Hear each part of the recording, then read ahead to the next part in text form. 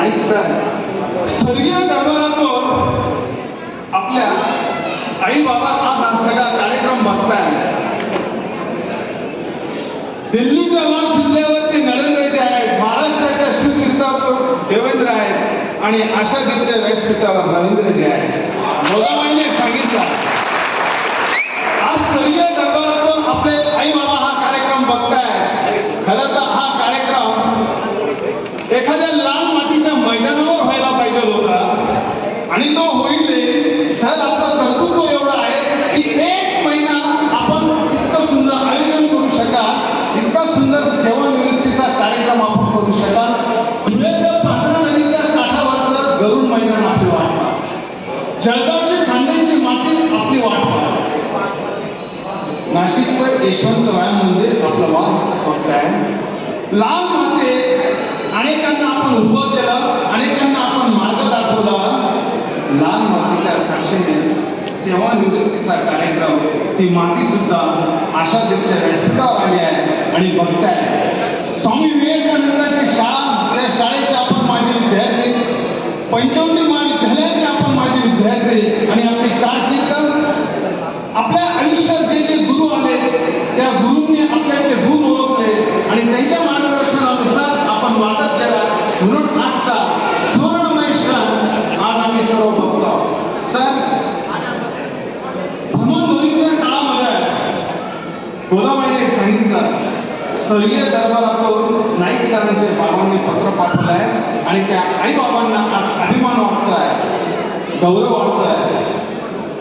आज सेवानिवृत्तीचा दिवस असला तरी इथे उपस्थित असलेल्यांसह ह्या नाशिक नगरीला वाटतंय सर आपण आता आत्मचरित्र लिहायला सुरुवात करावी आणि हे आत्मचरित्र पुढच्या पिढीला एक मार्गदर्शक असेल.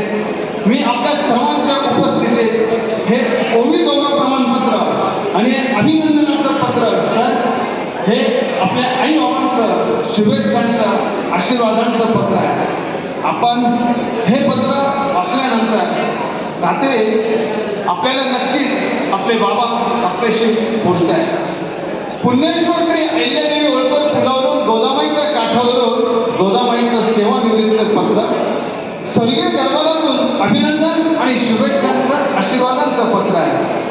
पिरे रवी तुझे बाबा आज तुझा सेवानिवृत्त अविस्मरणीय सोहळा स्वर्गीय दरबारातून गोदाबाईच्या अंतरंगातून सर्व देवाधिकांसह मी बघतोय.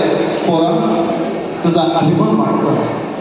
रवी तू माझ्या पोटी जन्माला आलास आणि जन्माला घेऊन आपल्या आई बापाचं, गावाचं, शाळेचं, शिक्षकांचं नाव मोठं केलंस. कोणाच्या तरी आयुष्यात काहीतरी होण्याचा प्रयत्न केला. आज मला त्याचा बाप म्हणून खूप आनंद वाटतो. रवी सोबत आई पण बघते हो. तुझ्या सर्व लहानपणाचे महाविद्यालयाचे सर्व ते दिवस तो उत्तम मिळवलेस, शिक्षकांचं ऐकलं, जिथे जिथे गेलास तिथे स्वकर्तृत्वाने सर्वांचा होऊन राहिलास आणि इतके यश मिळून तुझे पाय शेवटपर्यंत जमले. पोरा 8 ठसा आज स्वर्गीय दरबारात स्क्रीनवरती आम्ही बघतो. आज सर्व मैदाने तू जिवंत केलीस. अधिकारी म्हणून काम करताना जिल्हा तालुके समृद्ध केलीस. मोठी मोठी आव्हानं पेरवलीस. तरुण पिढींसमोर मैदानाचं आणि खेळण्याचं मत उभं केलंस. उत्कृष्ट मार्गदर्शक राहिलास. कोणाचा बद्दल तिरस्कार केला नाही. पोरा रवी तुझ्यावर मैदानी खुश आहे आणि अभिमान वाटतोय. आज गरुड मैदानाची छाती ही अभिमानाने भरून आली आहे. जिथे जिथे तू गेलास, रायगड असेल, जळगाव असेल, तिथे तिथे प्रत्येकाशी भेटून सर्वांशी सुसंवाद करून सहकार्य करत तिथे तू आपलं मन केलं. पुरस्कारांचं महत्त्व आणि शिवछत्रपती पुरस्कार अनेकांना मिळवून दिलेस, त्यांना प्रोत्साहन दिलं. आयुष्यभर प्रत्येकाला उभं केलंस, उज्ज्वल भविष्य दिलंस. रवी तू बाहेर गावी असताना माझ्या सुनेने आम्हालाही सांभाळलं आणि मुलांनाही संस्कार दिले.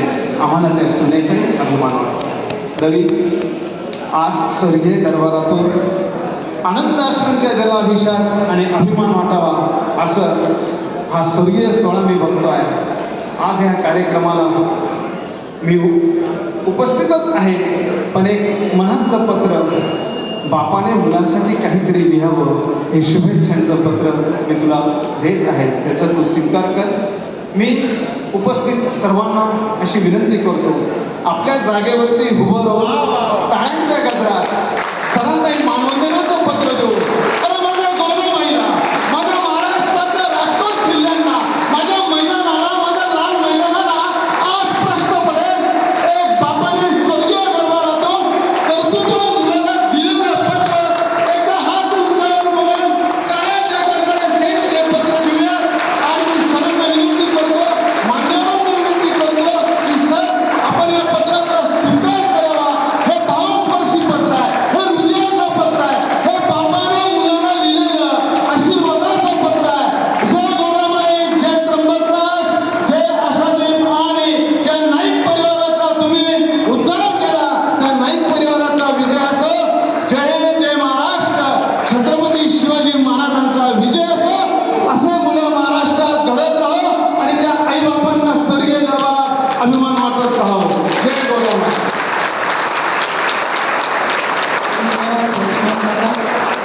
आवर्जून आपण हे पत्र आणलं आणि वडिलांचे जे काही मुलाबद्दलचे ऋणाळ होते ते पुन्हा एकदा दाखवून दिले, त्याबद्दल खूप धन्यवाद.